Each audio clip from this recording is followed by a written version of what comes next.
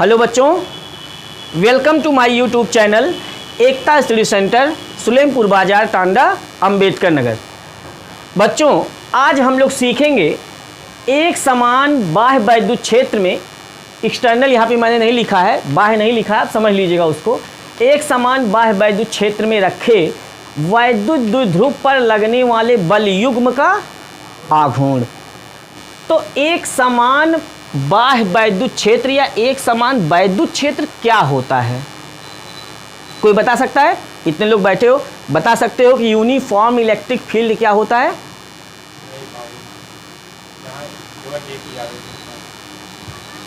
बताओ बताओ, कुछ जानते हो? कैसे शो करते हैं, कैसे दिखाते हैं, क्या होता है एक समान वैद्युत क्षेत्र?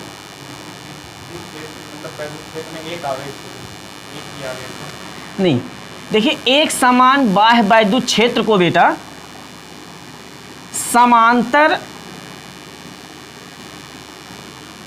वैद्युत बल रेखाओं द्वारा निरूपित करते हैं। समांतर वैद्युत बल रेखाओं द्वारा निरूपित करते हैं। ये समांतर बराबर दूरी पर खींचने से यह स्पष्ट होता है कि ये जो बल रेखाएं खींची गई हैं, है ना, ये एक समान वैद्युत क्षेत्र को प्रदर्शित करती हैं। और अगर ऐसे हम टेढ़ा मेढ़ा बल रेखाएं खींच देते,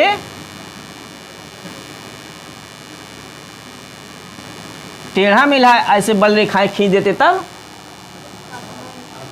असमान वैद्युत क्षेत्र हो जाता, एक समान नहीं रह जाता। वो कहीं पे ज्यादा है वैद्युत क्षेत्र, कहीं पे, कहां पे ज्यादा है?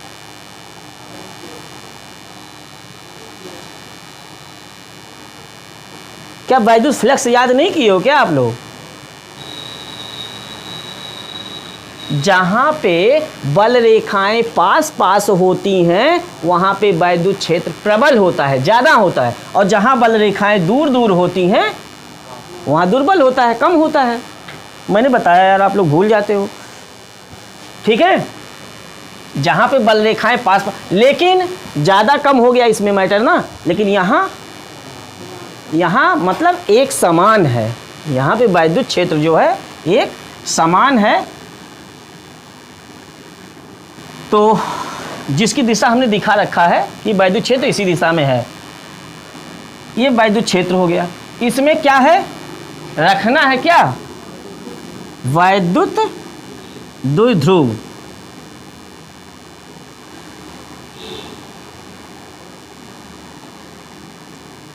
ये हमने रख दिया इसमें एक वैद्युत द्विध्रुव जो -Q और +Q आवेशों से मिलकर बना है। वैद्युत द्विध्रुव आपको पढ़ाया गया इसके पहले वाले वीडियो में सब।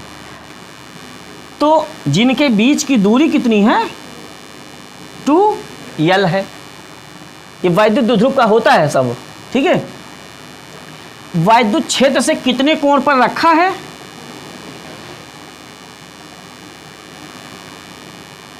अगर हम ऐसे समांतर रेखा एक और यहां से खींचें, यहां से इस पे लंब डाल दें, तो ये एंगल कितना हो जाएगा? अगर ये थीटा कोण पे रखा है तो ये कितना हो जाएगा? क्यों होगा?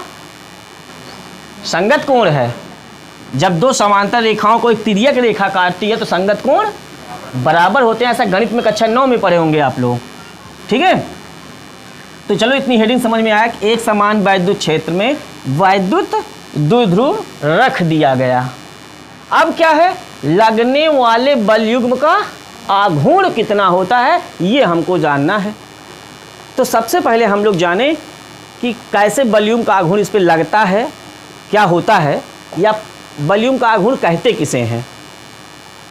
तो देखो बेटा, जब कोई वैद्युत द्विध्रुव एक समान बाह्य वैद्युत क्षेत्र में रखा जाता है तब उस पर एक बल युग्म कार्य करने लगता है जो वैद्युत द्विध्रुव को घुमाकर सदैव वैद्युत क्षेत्र की दिशा में लाने का प्रयत्न करता है।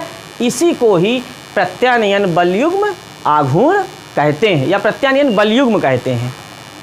इसे क्या कहते हैं? प्रत्यानयन बल युग्म कहते हैं। ठीक है, अब देखो यहाँ पे किसे प्रत्यानयन बल युग्म कहते हैं? वैद्युत द्विध्रुव जब रखा जाता है वैद्युत क्षेत्र में, है ना, तो ये वैद्युत क्षेत्र वैद्युत द्विध्रुव को घुमाकर वैद्युत क्षेत्र की दिशा में लाने का प्रयत्न करता है, खींचता है वैद्युत क्षेत्र की दिशा की ओर। जब घूमेगा तो आघूर्ण है ना, आघूर्ण घुमाने का प्रयत्न करता है वैद्युत क्षेत्र वैद्युत द्विध्रुव को, जिसे प्रत्यानयन बलयुग्म कहते हैं। अब देखो प्रत्यानयन बलयुग्म क्या होता है, यहाँ पे चित्र में हम आपको दिखाते हैं। ये धन आवेश है ना, तो धन आवेश पर जो वैद्युत क्षेत्र ई में हो उस पर क्या कोई बल कार्य करता है? बोलो। अभी कल मैंने डेरिवेशन कराते समय बताया था, अगर कोई आवेश Q वैद्युत क्षेत्र ई में हो तो क्या उस पर कोई बल लगता है? कितना लगता है? यहाँ पे Q जीरो नहीं है, Q है केवल, तो कितना बल लगेगा? F बराबर Q E बल लगेगा कुल मिलाकर के। और बल की दिशा किधर होगी? धन आवेश पर, वैद्युत क्षेत्र की दिशा में होगी, धन आवेश पे। ये सारी बातें आपको कॉन्सेप्ट शुरू से ही पढ़ाया जा रहा है, ठीक है। चलो, तो ये माइनस Q आवेश है और इसी वैद्युत क्षेत्र में रखा है, तब इस पर बलयुग्म का आघूर्ण, वो बल जो लगेगा, बल लगेगा कि नहीं लगेगा? इस पर लगेगा ना, तो कितना लगेगा और किस दिशा में लगेगा? क्या वैद्युत क्षेत्र की दिशा में लगेगा? वैद्युत क्षेत्र की विपरीत दिशा में ऋण आवेश पर बल लगता है। जब कोई आवेश किसी एक समान वैद्युत क्षेत्र में स्थित होता है तो उस पर जो बल लगता है ऋण आवेश पर, वो वैद्युत क्षेत्र की विपरीत दिशा में लगता है। और कितना इस पर होगा? उस बल का मान कितना होगा? उतना ही होगा, परिमाण उस बल का उतना ही होगा। बल युग्म, ये शब्द आप लोग फिजिक्स में पढ़ के आए हो भाई, 11th में। बल युग्म किसे कहते हैं? जब किसी वस्तु पर, किसी पिंड पर दो बराबर बल परंतु विपरीत दिशा में काम करते हैं या कार्य करते हैं तो वो बल युग्म का निर्माण करते हैं, तब वो बल युग्म का निर्माण करते हैं। क्या यहाँ देखो, एक बल इस दिशा में लग रहा है, एक बल इस दिशा में लग रहा है, तो क्या दोनों बराबर बल, दोनों बराबर बल विपरीत दिशाओं में लग रहे हैं, इसलिए ये क्या करते हैं? बल युग्म का निर्माण करते हैं, ठीक है। तो जब हमें पता चल गया कि वैद्युत द्विध्रुव को वैद्युत क्षेत्र में रखने पर वैद्युत द्विध्रुव पर क्या कार्य करने लगा? बल युग्म कार्य करने लगा। तो यहाँ बल युग्म का आघूर्ण पढ़ना है द्विध्रुव पर, और वहाँ तुम बल युग्म का आघूर्ण पढ़ चुके हो 11th में। कोई बताएगा बल युग्म के आघूर्ण का सूत्र क्या था? वहाँ ऐसे पढ़े थे, वहाँ ऐसे पढ़े थे आप लोग 11th में, याद करो। जब किसी पिंड पर दो बराबर बल परंतु विपरीत दिशाओं में लगते हैं तब वो बल युग्म का निर्माण करते हैं। उन दोनों बलों में से एक बल, उन दोनों बलों में से एक तथा उन दोनों बलों के बीच की क्रिया रेखाओं के, उन दोनों बलों के क्रिया रेखाओं के बीच की लंबवत दूरी d के गुणनफल को बल युग्म का आघूर्ण कहते हैं। दोनों बराबर बलों में से एक बल का परिमाण तथा दोनों बलों की क्रिया रेखाओं के बीच की लंबवत दूरी के गुणनफल को बल युग्म का आघूर्ण कहते हैं। ये किसी पिंड पर आपको पढ़ाया गया है, वहाँ दृढ़ पिंड की घूर्णन गति में आप लोग पढ़े रहे होंगे, ठीक है। लेकिन हमें यहाँ पढ़ना है यार, किस वैद्युत द्विध्रुव पर कितना बल युग्म का आघूर्ण लगता है, जरा बताना। मान लेते हैं ये AB है और इसको मान लेते हैं थोड़ी देर के लिए कि ये पॉइंट C है, ठीक है। एक बात मुझे बताना, ये समकोण त्रिभुज है कि नहीं है? है, ठीक है। तो ये थीटा भी आप माने ही हो, तो इस समकोण त्रिभुज में ये 2l आप जानते हो। अगर आप इसकी लंबाई निकालना चाहो लंब का, और कर्ण ये है, तो लंब और कर्ण और थीटा है, तो लंब और कर्ण में थीटा के लिए कौन सा त्रिकोणमितीय अनुपात लगता है? साइन लगता है। तो हम सीधे यहीं लिख रहे हैं बेटा, समकोण त्रिभुज ACB में साइन थीटा बराबर लंब बटे मतलब BC बटे 2L, पीछा गुणा कर दो, BC बराबर 2L साइन थीटा। हमने ये BC का मान निकाल लिया। अब क्या करेंगे, लिखेंगे, अब लिखेंगे वैद्युत द्विध्रुव पर लगने वाले बलयुग्म का आघूर्ण टाउ बराबर एक बल, सूत्र पहले, एक बल गुणे दोनों बलों की क्रिया रेखाओं के बीच की लंबवत दूरी। क्रिया रेखा क्या होती है ये समझते हो?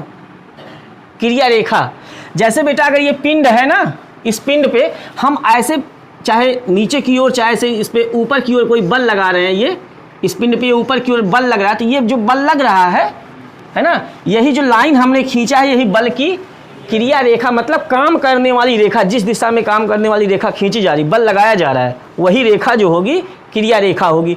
तो इस धनावेश पर बल इस दिशा में लग रहा है, तो बल उस दिशा में कार्य कर रहा है, तो उस दिशा में खींची गई रेखा ही उस बल की क्रिया रेखा है। और इस आवेश पर इस दिशा में बल लग रहा है, तो जिस दिशा में बल लग रहा है उस दिशा में खींची गई रेखा ही उस बल की क्रिया रेखा है।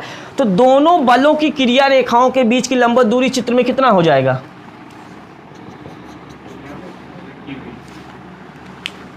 देखो, एक बल की क्रिया रेखा मान लो ये है ना, और एक बल की क्रिया रेखा ये है, इनके बीच की लंबवत दूरी कौन है?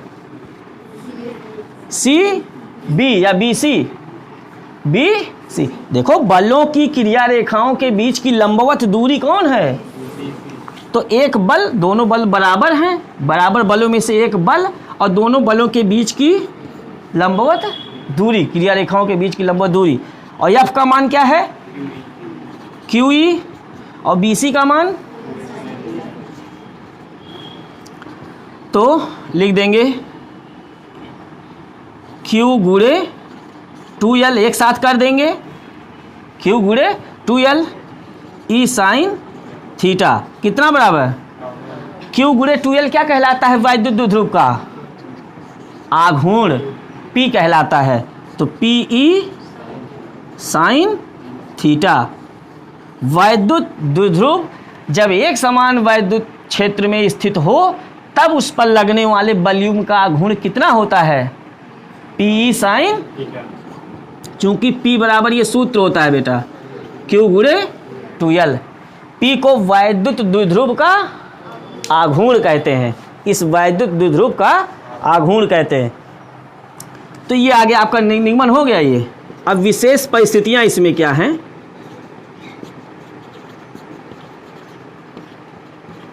मैं आपको समझाऊं।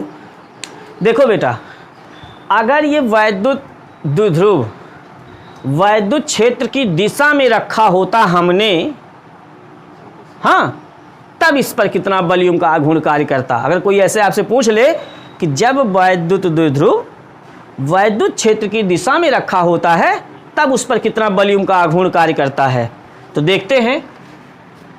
पहला पॉइंट क्या? जब वैद्युत द्विध्रुव वैद्युत क्षेत्र E की दिशा में हो तो थीटा बराबर, पक्का? देखो, वैद्युत द्विध्रुव ऐसे है ना, जब इसको हम ऐसे कर देंगे तो थीटा कितना हो जाएगा? 0। क्यों? क्योंकि जब ये इसके समांतर हो जाएगा इस रेखा के, तो थीटा कितना हो जाएगा? 0। तब टाउ बराबर PE साइन 0। और साइन 0 का मान आप लोग याद करके आए होंगे। ये नहीं है कि आप बायोलॉजी पढ़ते हैं या फिजिक्स केवल आपको पढ़ना है तो आप 10th में जो गणित पढ़े हुए हैं तो साइन 0 का मान आपको नहीं यहाँ प्रयोग करना पड़ेगा, सब वो आना चाहिए 10 वाला आपको। तो चूंकि साइन 0 का मान 0 होता है तो 0 से इन सब में गुणा हो जाएगा पूरा। तो मतलब जब वैद्युत द्विध्रुव वैद्युत क्षेत्र की दिशा में रखा होता है तब उस पर कोई भी बल युग्म का आघूर्ण कार्य नहीं करता। अच्छा, दूसरा पॉइंट, जब वैद्युत द्विध्रुव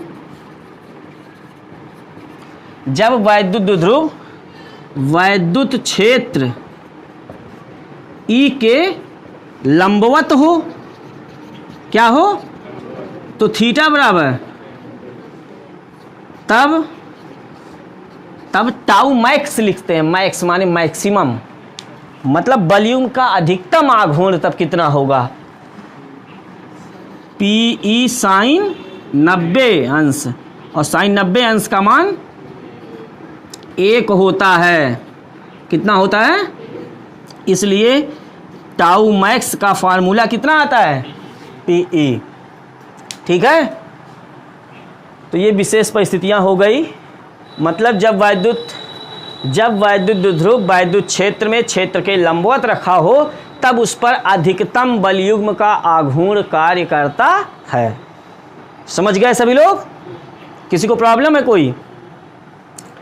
तो मुझे लगता है मैंने तो ये डायरेक्टली आपको बताया है, आप शुरू कहाँ से करोगे एक बार मैं वैसे बोल देता हूँ ओरल, फिर से आप सभी लोग समझ लो।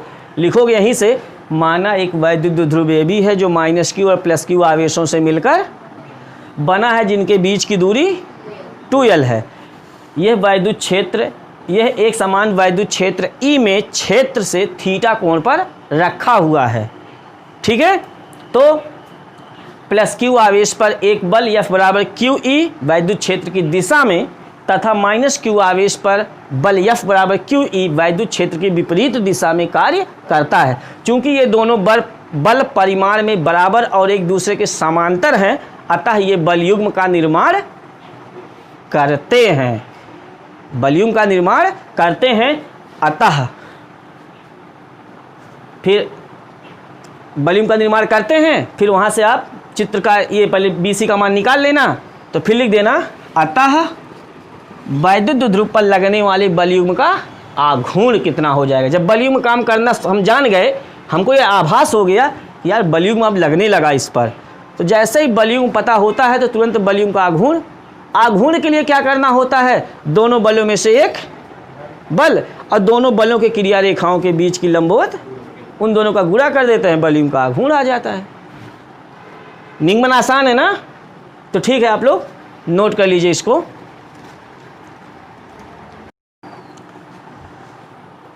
तो आप लोगों ने पहला पॉइंट और दूसरा पॉइंट विशेष स्थितियों का सीख लिया कि जब वैद्युत द्विध्रुव वैद्युत क्षेत्र की दिशा में हो तो उस पर कोई बलयुग्म कार्य नहीं करता, और दूसरा पॉइंट, जब वैद्युत द्विध्रुव वैद्युत क्षेत्र के लंबवत दिशा में हो तब उस पर अधिकतम बलयुग्म का आघूर्ण कार्य करता है। लेकिन तीसरा पॉइंट क्या, यदि हम वैद्युत द्विध्रुव को वैद्युत क्षेत्र के विपरीत दिशा में घुमा दें, वैद्युत द्विध्रुव को, यदि वैद्युत द्विध्रुव को वैद्युत क्षेत्र E के विपरीत दिशा में रखें या विपरीत घुमा दें, तो थीटा बराबर,